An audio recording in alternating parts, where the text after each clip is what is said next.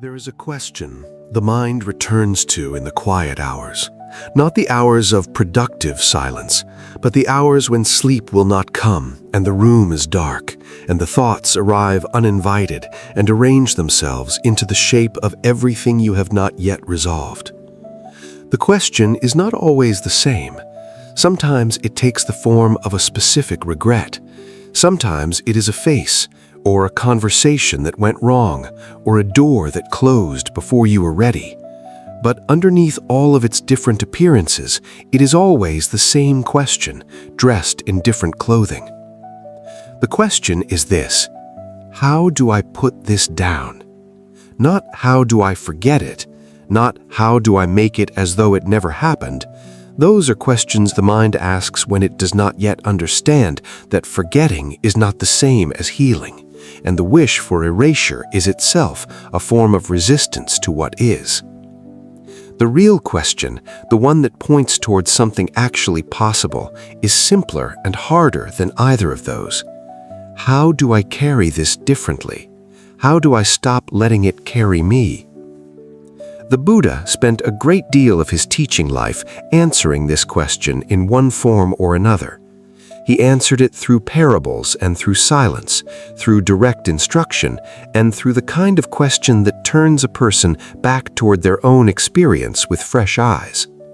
He did not answer it by telling people that the pain was not real or that they should not feel what they felt.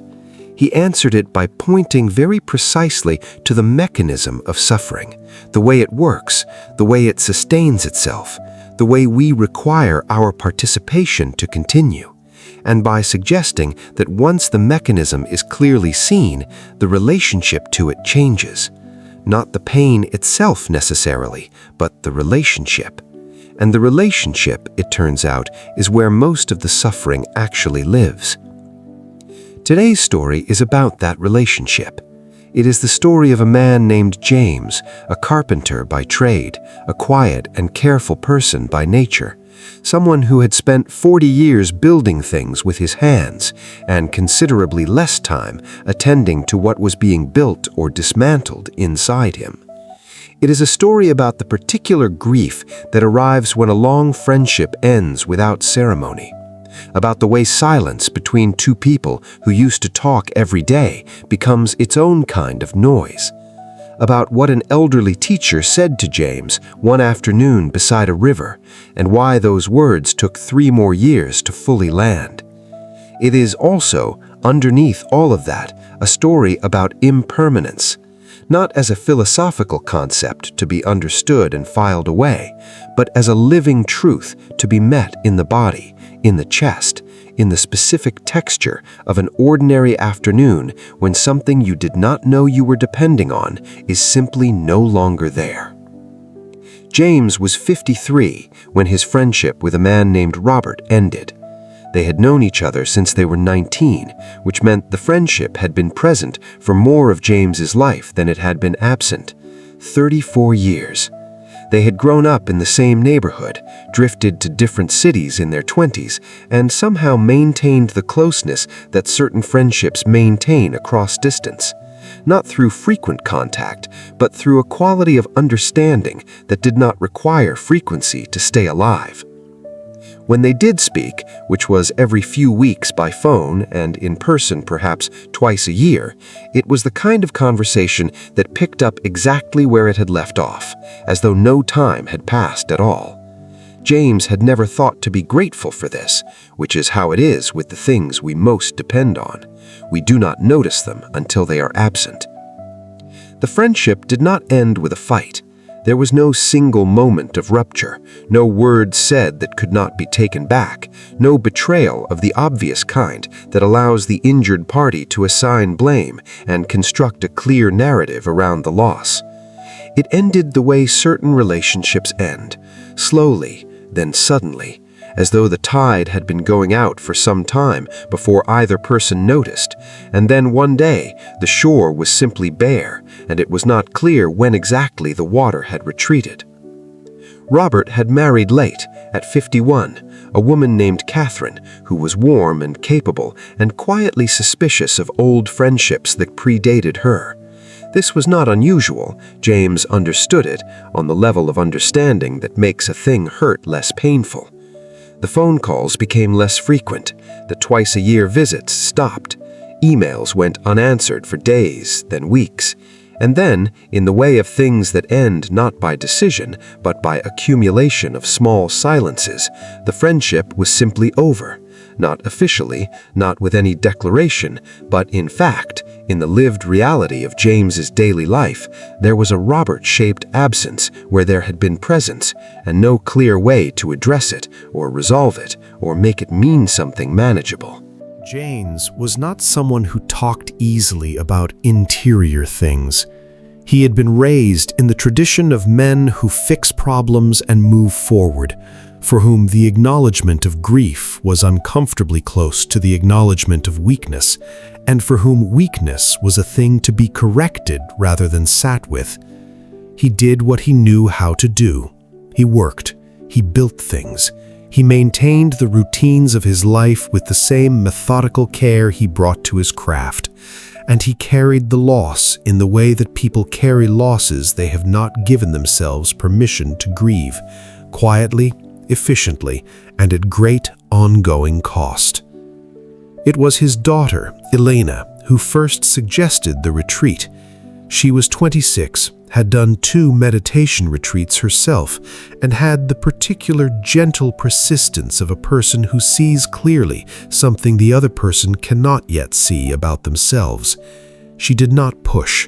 She mentioned it once, left a brochure on the kitchen table when she visited, and said nothing further.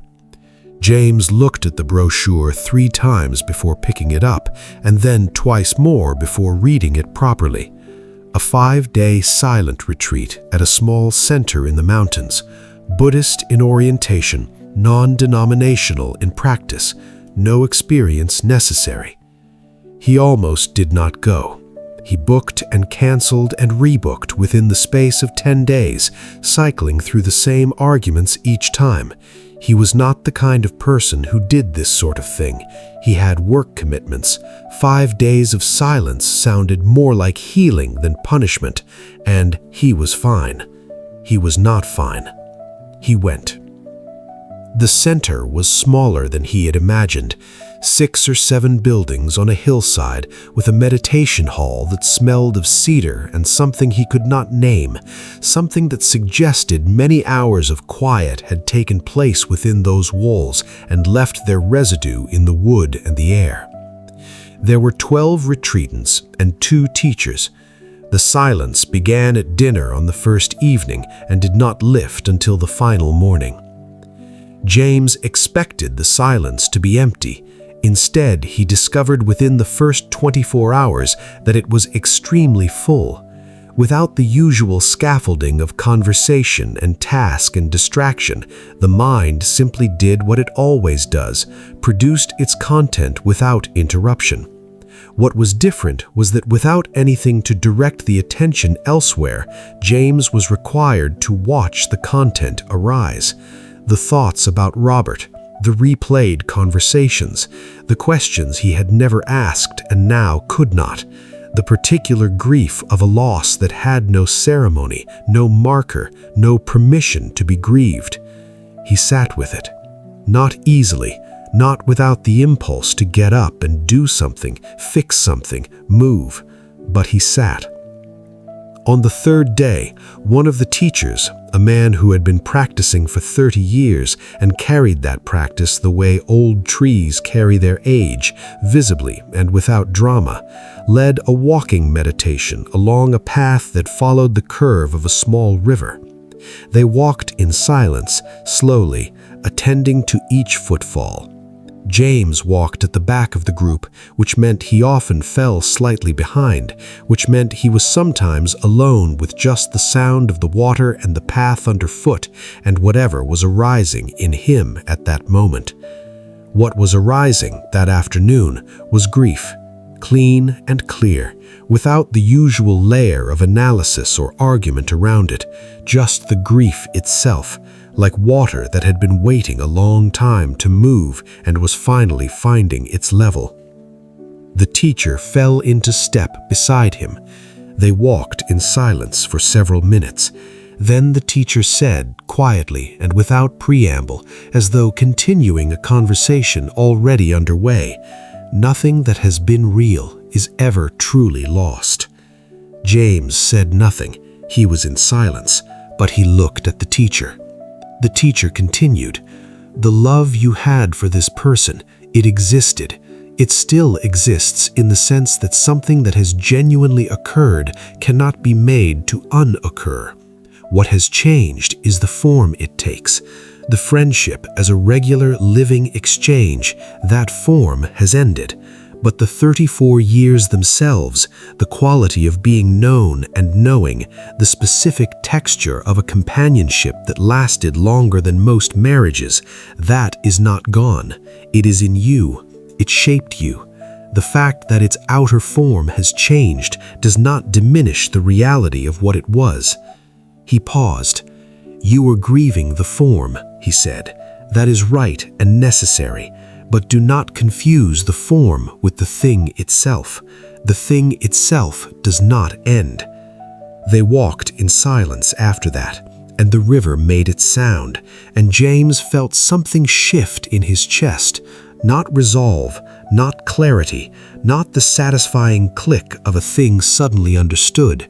Something quieter and more tentative than that. A hairline opening in something that had been sealed shut. The beginning of a breath in a place that had not been breathing. That evening, James sat with the grief properly for the first time, not managing it, not analyzing it, not making it mean something or locating it within a narrative that made it easier to bear, just sitting with it, attending to it the way you attend to a fire, not too close, not so far away that you cannot feel its warmth, simply present to its reality. The meditation instruction was precise. When a thought arises, note it and return to the breath. When an emotion arises, note it and return to the breath. Not suppression, not indulgence, simply noticing and returning, noticing and returning, the practice of a witness rather than a participant. What James discovered in those evening hours was that the grief, when he stopped fighting it, was less enormous than it had seemed in the years he had been carrying it untouched. This is often how it is. The mind assigns to avoided pain a size and intensity proportionate to the effort required to keep it at bay, which means the more we thoroughly avoid something, the more monstrous it becomes in our imagination, and the more monstrous it becomes, the harder we avoid it, in a loop that can continue indefinitely without ever making contact with what the pain actually is. When James finally stopped and let the grief arrive, it was large and real and not comfortable, but it was bearable. It was, in fact, something he had been bearing all along, only now he was bearing it consciously, which was different in the way that holding something in your arms is different from carrying it on your back without knowing it is there. He thought about Robert. He let himself think about Robert. He allowed the memories to come without trying to manage them or extract from them a conclusion that would release him from feeling. He remembered a specific afternoon when they were 24, sitting on a fire escape in the city, talking for hours about what they were going to do with their lives in the way that 24-year-olds talk, with enormous certainty about the magnitude of the future and no certainty whatsoever about its shape. He remembered the quality of Robert's attention, the way he listened as though whatever you were saying was the most interesting thing he had heard that day, which was not performance, but genuine curiosity, one of Robert's rarest and most characteristic gifts. He let himself miss that. He let himself mourn it. He sat in the cedar-smelling hall while the sky went dark, and he grieved his friend the way he had not allowed himself to grieve him in 3 years of carrying the loss around like a stone in a pocket. On the 4th day, the teacher offered a brief teaching during the morning sitting. He spoke about the Buddha's teaching on impermanence, anicca, the first of the three characteristics of existence. He said what teachers have been saying for 25 centuries about impermanence is that it is not a pessimistic teaching, it is a descriptive one.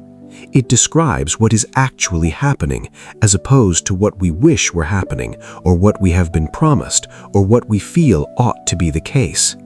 Everything that arises passes away, not as punishment, not as evidence of a flawed universe, simply as the nature of conditioned existence. Things arise, they have their time, and then they change or end. The flower, the conversation, the weather, the breath, the friendship. He said, the suffering is not in the impermanence itself. Flowers do not suffer from wilting. The suffering is in the resistance to impermanence, the conviction that something which has changed should not have changed, the persistent argument with what is on the grounds of what we feel should be. This argument, which the mind is capable of sustaining with remarkable energy for remarkable lengths of time, is the source of a great deal of our pain. Not the loss itself, but our refusal to accept that the loss has occurred. The continued insistence, somewhere below the level of conscious thought, that if we carry the wound carefully enough and long enough, it will somehow unhappen. James thought about this. He felt the truth of it in a way that was physical before it was conceptual, a recognition in the body, a sense of something clicking into place not in the mind, but in the chest. He had been arguing, not loudly, not deliberately, but consistently and exhaustingly, arguing with the fact of Robert's absence, treating it as a problem to be solved rather than a reality to be integrated. The argument had been ongoing for 3 years. It had never made any progress. It had simply continued, consuming energy, keeping the wound fresh, preventing the particular kind of grief that moves through you and becomes something else. He understood for the first time that acceptance was not the same as resignation. He had always associated acceptance with the giving up of something important, the abandonment of a truth he was owed. What he began to see, sitting in that hall on the 4th morning of silence, was that acceptance was not abandonment, but arrival. The act of finally coming into contact with what is real, which is the only possible ground from which genuine movement can occur. You cannot move on from a place you have not yet allowed yourself to inhabit. Acceptance is not the end of the process, it is the beginning. On the final morning, as the silence lifted and the retreatants began to speak again with the particular tentative care of people who have spent 5 days in unusual proximity to their own minds, James walked alone to the river. He had not planned to, he simply found himself there, standing at the bank where the water moved over smooth stones, in that unhurried way water has, going where it is going without urgency and without pause. He thought about what the teacher had said on the 3rd day, nothing that has been real is ever truly lost. He thought about 34 years. He thought about the fire escape and the conversation about the future and the quality of Robert's attention and the particular comfort of being known by someone over a long enough span of time to include all the versions of yourself that have come and gone. The 24-year-old, the 30-something with his first real heartbreak, the man of 40 who finally began to understand his own father, the 50-something standing beside a river in the mountains, just now learning how to grieve. All of that had been real. None of it had unhappened. The friendship in its daily living form, the phone calls, the visits, the ease of being understood without explanation, that form had ended. He could not know whether it might reconstitute itself in some future configuration. It was possible. It was not something he was owed. And in this moment, beside the river, with 5 days of silence still settled in him like sediment slowly clearing in a shaken jar, he found that he could hold the loss without needing to resolve it, without needing it to be otherwise, without the argument. Not because the grief was gone, It was not gone. It was present and real, and he expected it would remain present for some time, but it had found its right size. It was grief, which is the natural response to the ending of something real, and underneath the grief, not replacing it, not eliminating it, but present alongside it in the way that the bottom of the river is present underneath the moving surface, there was something else, a quality of stillness, a sense of having arrived somewhere. He stood at the river for a long time. The water went where it was going. The pines stood in the morning light. A bird called once and was silent. He thought, I was known for 34 years. That is not nothing. That is in fact enormous. He began the drive home. The months that followed were not simple. The grief did not resolve itself in a single afternoon beside a river, which is not how grief works and not what the teachings suggest. It came back, as grief does, in unexpected moments. The particular quality of late afternoon light that had always made him want to pick up the phone and call someone, the reflex to share a small piece of news, and the awareness each time that the usual recipient of that kind of news was no longer available. These moments did not disappear, but they changed in quality. They were no longer arguments. They were simply the grief itself passing through, felt, noted, and allowed to move. He took up the practice of sitting quietly in the morning, not for long, 20 minutes, sometimes less, sometimes more. He was not consistent. He missed days. He returned. He missed more days. He returned again. The teacher had said something at the end of the retreat that he came back to regularly. The only failed practice is the one you abandon entirely. Everything else is just practice. He thought about that. He thought about what it meant to treat one's own healing with the same patience and craft one brought to the work of building, the understanding that nothing of quality is rushed, that the grain of the wood must be respected, that what looks like slowness is often simply the right pace, and that the peace that is forced rarely holds. Eleanor called one evening about 4 months after the retreat. She asked how he was doing in the careful way she had developed of asking this question, present and genuine, but not pressing, leaving him room to answer as much or little as he chose. He thought a moment. Then he said, I think I am learning to grieve properly, which means I think I am learning to live properly. I am not sure those are different things. Eleanor was quiet for a moment. Then she said, No, I don't think they are different things either. They talked for an hour. When he put the phone down, the room was its usual evening self, familiar, ordinary, the particular color of light through the window that he knew as well as his hands. He sat in it for a while, not doing anything, just being in the room, in the evening, in the life that was his. He thought about what remains when we finally stop running. He thought about the quality of presence that had settled in him during those 5 days of silence and had, slowly and imperfectly and with many interruptions, continued to settle. He thought about the river and the stones and the water going where it was going. He thought, this is what it feels like to be here. Not happy necessarily, not resolved, not finished, not arrived at some final destination where nothing hurts, just here, present, in contact with the actual texture of his life, rather than the version of it he had been living in his head for 3 years of argument and avoidance. This is what the teachings point toward, not a state of permanent contentment, not the elimination of difficulty, not the removal of everything that might cause grief. The Buddha never promised any of that. What he offered was something both more modest and more profound, a way of seeing clearly enough that the suffering we add to our pain begins to fall away, leaving only what is real. And what is real, it turns out, is bearable. Even when it is not comfortable, it is bearable. Even when it is grief, it is bearable.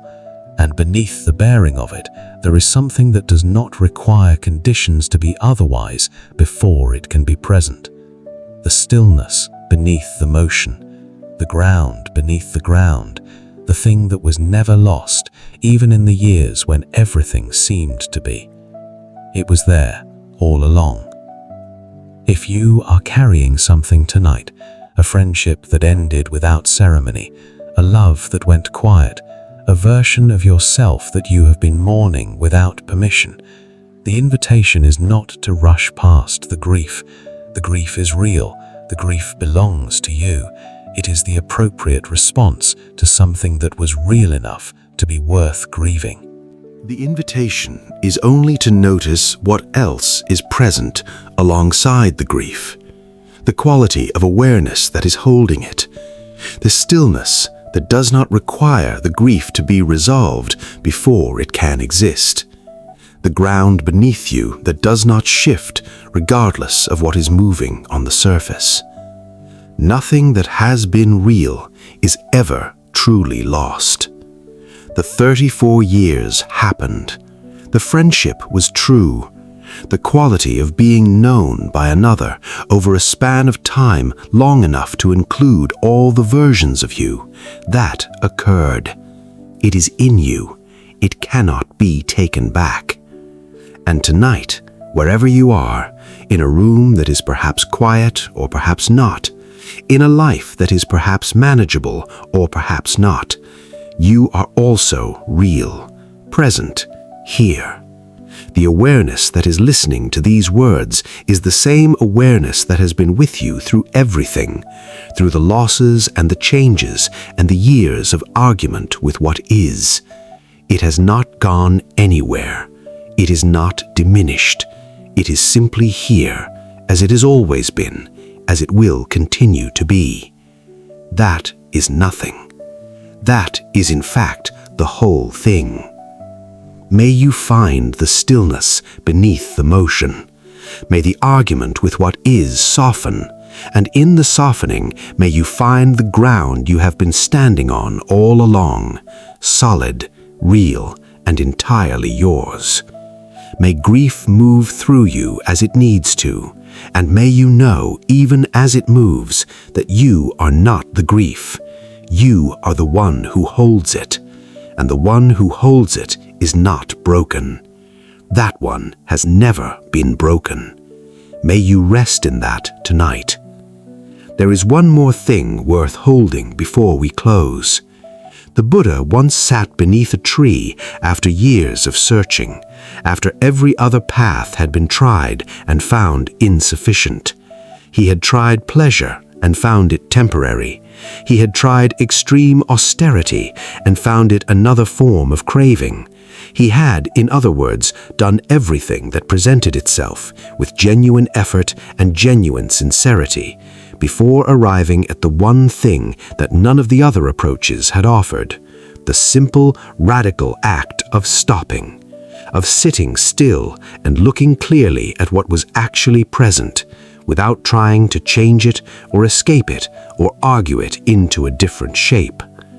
What he found when he stopped was not emptiness, it was clarity. The kind of clarity that comes not from adding something, but from removing the obstructions to what is already there. Like you do not create the light in a room by bringing something new into it, but by opening the curtains on what was present all along. James found something like this not under a tree, but beside a river. Not after years of formal seeking, but after 3 years of carrying a grief that had been quietly doing its own work all along, the way water works on stone, slowly, without announcement, until one morning the stone is different, and you cannot say exactly when the change occurred. This is how it often goes. The healing does not arrive at the moment we decide to pursue it. It has been in motion all along, working in the background of our lives, while we are busy with the argument or the avoidance or the maintenance of our pain. when we finally stop, when we sit down and look at what is actually present and stop insisting that it should be otherwise, we do not find a vacancy. We find that something was already growing in the ground we had been too busy to tend. The Buddhist tradition speaks of Buddha nature, the essential quality of awareness that is present in all beings, not as something to be acquired or earned or developed from scratch, but as something to be recognized. Like gold that is mixed with ore, the gold does not need to be created, it only needs to be separated from what has accumulated around it. The practice is not the creation of peace, it is the removal, layer by careful layer, of what obscures the peace that was already there. For James, what had accumulated around his essential nature was the weight of unexpressed grief, the habit of forward momentum that left no room for sitting with what was difficult, the conviction, absorbed early and never examined, that the acknowledgement of loss was equivalent to weakness, and that weakness was not something a person of his kind admitted to, or sat with, or grieved properly. The retreat did not remove all of that. That work continued, continues, and will continue for as long as there are old habits with enough energy to reassert themselves. But it created a gap, a moment of space in what had been a seamless wall of avoidance, and into that gap something entered. Call it presence, call it clarity, call it the awareness that was always there, briefly glimpsed in a cedar-smelling hall while the river made its sound outside, and the grief finally found permission to move. Elena called again 6 months later. She asked if he had thought any more about sitting practice, whether it had continued. He told her about the mornings, the 20 minutes, give or take, the inconsistency and the returning. She listened like she always listened, attentively, without rushing to fill the pauses. Then she said something he had not expected. She said, "You seem like yourself again." He thought about that. He was 54 now. He had been a carpenter for 32 years. He had built houses and cabinets and staircases and decks. He had repaired broken things and reinforced weak joints and replaced what rot had taken. He had been, in the technical sense, himself his entire life, but he understood what she meant. There is a version of ourselves that is present when we are fully inhabiting our lives, and a version that we are managing our lives from a slight remove, going through the motions from behind a pane of glass, technically there, but not quite in contact. He had been behind the glass for 3 years. He had not known it until he stepped out from behind the glass. She had said. Yes, he thought. Something like that.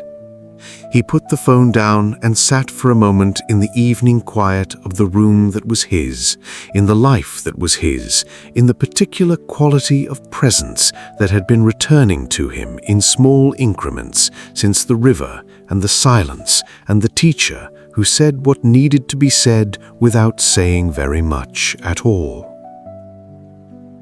Outside, the light was doing what late evening light does in early autumn, the kind of light that 3 years ago would have made him want to call someone who was no longer available to be called. It still made him feel that. The reflex was still there. It probably always would be. But alongside it, present in the same moment, was something else. The awareness of the light itself, the quality of this particular evening, the specific texture of being here, now, in this, regardless of what was present and what was absent. He noticed the light. He let it be beautiful. That was enough. It was, in fact, exactly enough. The path does not end. The practice does not reach a point of completion after which nothing is required. The grief does not disappear. The habits of avoidance do not dissolve overnight. The mind continues to produce its content with the same energy it has always had.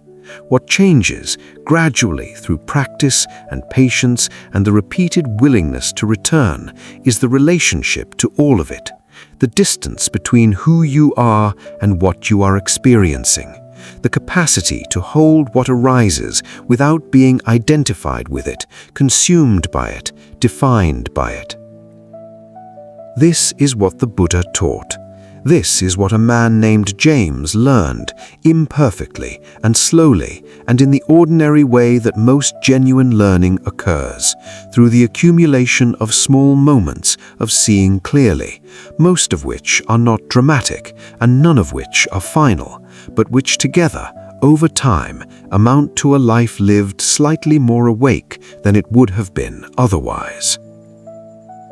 You do not have to resolve everything tonight. You do not have to have clarity or feel ready or be finished with what you are carrying. You only have to be here, attentive to this breath, this moment, this specific quality of being alive right now in whatever circumstances you find yourself, difficult or easy, resolved or uncertain, grieving or at ease. Here is always enough to begin with. Here is in fact the only place anything has ever truly begun. May you know the ground beneath you. May you find in the stillness what has been waiting there, and may whatever you are carrying tonight be carried with a little more ease, a little more compassion for yourself, a little more willingness to let the grief move through rather than holding it in place. You are not what happened to you.